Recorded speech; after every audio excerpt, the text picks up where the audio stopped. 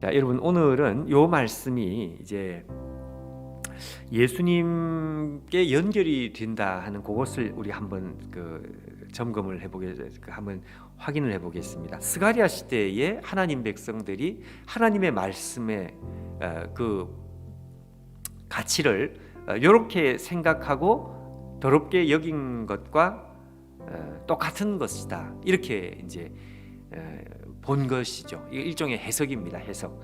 그러니까 이 스가랴 본문에 있는 내용을 우리가 있는 그대로 이해를 하면 예수님께서도 똑같은 취급을 당했구나. 스가랴가 당한 취급과 똑같은 취급을 당했구나. 사실은 스가랴가 당한 취급이 아니고 하나님께서 당하신 그 취급, 그거를 예수님께서는 그대로 당하셨구나. 그 내용입니다.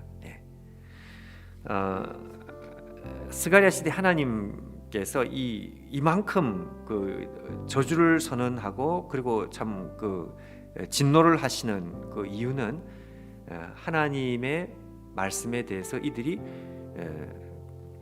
이런 어떤 그 마음문을 그냥 굳게 닫고 이렇게 하나님 말씀에 대해 부정적인 반응을 하는 이걸 보니까 단지 화가 나는 문제를 넘어서 말이죠. 이건 단지 화가 나는 문제 정도가 아니라 이거는 희망이 없다 이것입니다. 그래서 예수님이 십자가에 못 박히는 과정에서 유다에게 팔린 그것이 오늘 이 스가랴와 연결을 이렇게 시키고 있는 것입니다. 스가랴 시대에 하나님 말씀을 거절한 그것, 그리고 예수님 시대에 예수님의 복음을 거절한 죄, 예수님의 복음을 거절한 죄는 용서를 받을 수가 없다. 열받아서가 문제가 아니라 그것은 예수님의 복음이 하나님의 모든 용서이기 때문에, 모든 것이기 때문에. 자, 그래서 여러분 우리가 한 가지 이제 오늘 마음의 이 말씀으로 정리를 하는 것이 있다면, 이 세상에서 가장 무서운 죄는 은30으로 예수님을 거절한 것과 똑같은 죄. 오늘 이 세상에 여전히 그 죄가 있습니다. 이 세상에서 가장 무서운 죄는 다른 죄가 아니고 하나님의 사랑을 거절하는 죄가 가장 무서운 죄. 성경이 그 말씀을 합니다.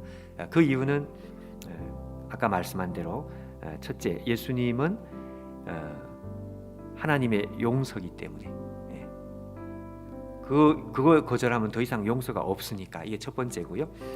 또 하나는 이 복음이라고 하는 것은 하나님의 일부가 아니고 전부기 때문에 그렇습니다. 하나님 모든 걸 다 주신 것. 그러니까 복음을 거절한다고 하는 것은 하나님의 전부를 거절하는 것이나 마찬가지다 이거죠.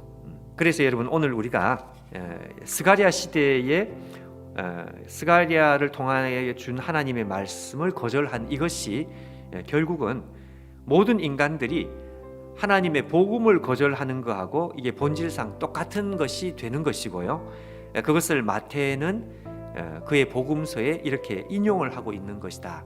이걸 여러분 우리가 이해를 하면 좋겠습니다.